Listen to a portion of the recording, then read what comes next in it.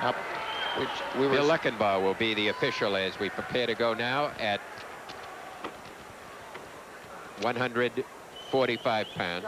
Bill Leckenbaugh from York. He has a air conditioning and heating business. And you see Sunderland, who on paper ought to be the horse in this race, but Perman has an unusual style, and he will been a very much improved wrestler over the years, and I think you're going to find that Perman will go right out after this, and this is going to be a pretty good match. They're going to go at each other.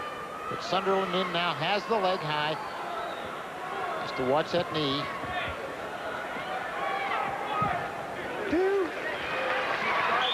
All right, now Troy Sunderland has the red band on.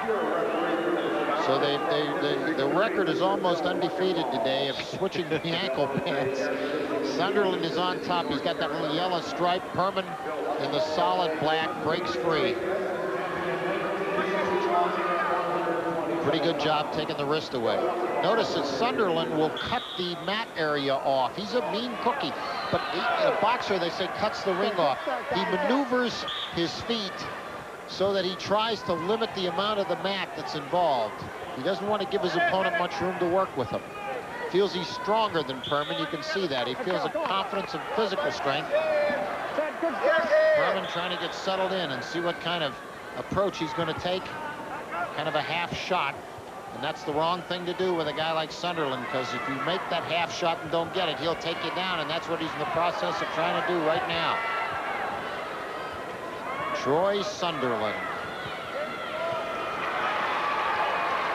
Here's a guy that's no Trojan horse. Come on, let's go. One, neutral. 4-2 now. Sunderland content to let him on his feet. That's an interesting thing. He's the first wrestler today who says, look, I want you up on your feet because there's no riding time. I don't have anything to worry about. I want to take you down. He's over the head. You see Sunderland works the head down and takes the ankle. Perman not protecting the ankle real well, is vulnerable here. Sunderland snaps down.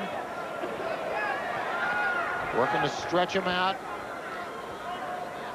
Perman catches Sunderland's knee, and they're just kind of in a difficult position. Perman trying to stretch out. Now this is the step through, and look at the strength that Sunderland has.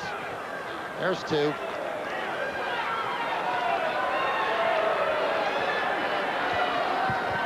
Sunderland pops free just before the buzzer gets one. Take the takedown away, no point score. No point score. It shouldn't have been. I didn't think so that there was a takedown there. Did it? Did they? Oh, they've done it now. They've taken the 2 points away. So that takes the takedown away and the neutral away. Reverses the score back to 4-2. I was wondering about that call. Standing. Hold it.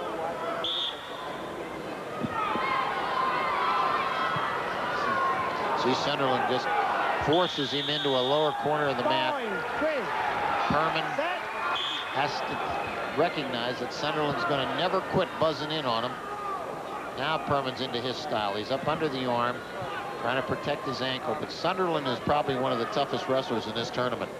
Come on, let's go. Coached by Dan Brown. He's 88-3. He's the defending champion. He's a real good wrestler.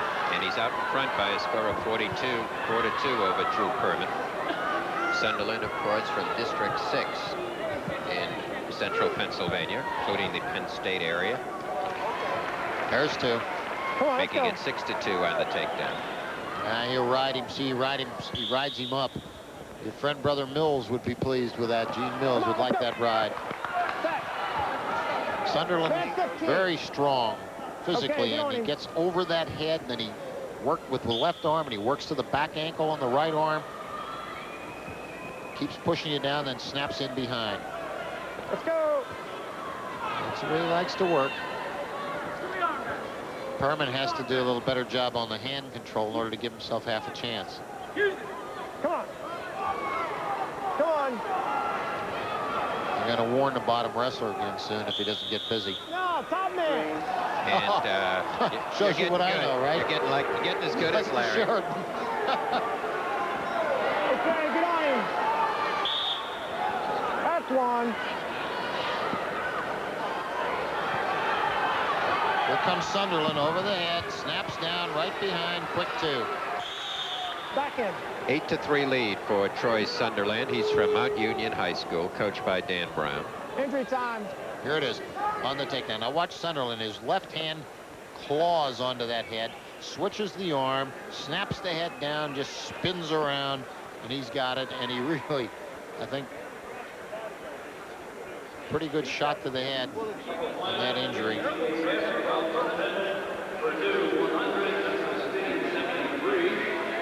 Rhode Island 97, Syracuse 94. Florida 85.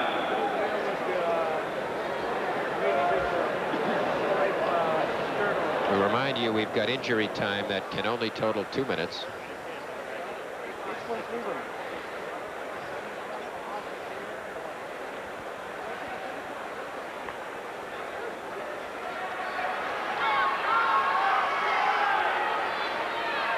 Now we're ready to go. I don't know how much injury time was exhausted, but time still remains. Quick escape by Perman, making it 8-4. See, Sunderland knows he's stronger on his feet, and that's what he's looking for. He's looking for a big move now as he swings the arm under. Perman trying to step through on him. They're into the whizzer position. Sunderland with a nice ankle pick, stepped right in. Okay, you're down, son. Hold time. Got contact. And we had a momentary contact loss with 19 seconds to go as we get a look at Mike Lieberman, who was honored along with Charlie Bartlett and admitted to the Pennsylvania Coaches Association Hall of Fame, along with John Carr and Carl Schellenbach. Check him and see if the contact. Also, as 4 were in the 1988 class. Okay, you got it. Kind of giggling. The official said, go over and check the other wrestler to see if the contact lens was stuck on the other wrestler, but they found it. That's like you're showing me how to put my contacts in it, sir. I think one of the great ironies, just what happened, Marvin, was that in all his career wrestling at Lehigh University, I think Mike Lieberman lost his contact more than any Lehigh wrestler we ever saw, and he used to find it instantly. And I could never figure out how a guy that couldn't see without the contact could pick it right off a white mat in about 5 seconds. 11-5 at this point. Sunderland now working the head. Steps through, a little cross ankle pick right there. Got it again. Sunderland is just a rough, tough customer. He is the defending champion, by the way, having won this last year. Here it is, Shell. See them? They're disinfecting the lenses over there. I got like 15. ASEP sponsoring that one. Now, if there was another injury time or something on the other side, I guess he could probably go back and give him that lens to pop in, couldn't he? But you can't stop the match to do that. The whole contact lens rule, I never knew this till Fred Richardson explained it to me, was that you're going to be charged with injury time to replace the contact, if you so choose. Now, if you lose 2 of them, it might be worth it. Well, of course, Larry Sheridan has been of the school that if you need that contact lens to see the scoreboard, you shouldn't be wearing it because you shouldn't be looking at that scoreboard. He's also of the school that if you need the contact lenses to see the other wrestler, you should ask for blind wrestling rules. You're not kidding. So you wonder about the reason for having it at all. 1:16 to go, third period. A long 13-6 lead for Troy Sunderland, the 1987 champion in this weight class. He has a perfect record this year, 34-0. Drew Perman is 33-3 for Hickory. Sunderland kind of slowing down a little bit here, Shelley. He feels very much in control, and he's got another 2 at that point. He can just pop behind him, and he's just going to let him go. Too strong for Perman, and there's a big strength difference here. Just the developmental factor is plain to see. Sunderland very confident on his feet. Feels he's much in possession.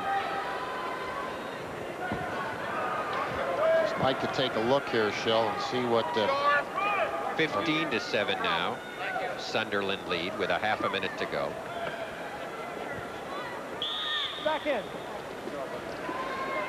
Come on. Give you some idea how tough Sunderland is. Come on, we got 25 seconds He now. pinned the first man he wrestled. He pinned the second man he wrestled. And then he defeated Winter, Brian Winter, the brother of Mike Winter from Benton, 7-4 to get into this. He didn't have anybody. It's really given him a great test. 17-8.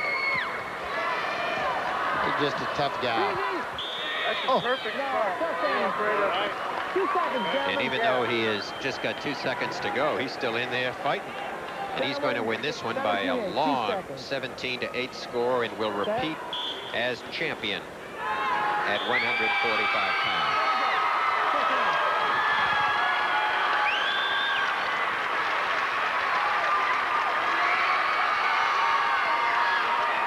And you hear a big cheer go up for Troy Sunderland. Those District 6 people are real wrestling fans. They love it. Awards now going to be presented at 100.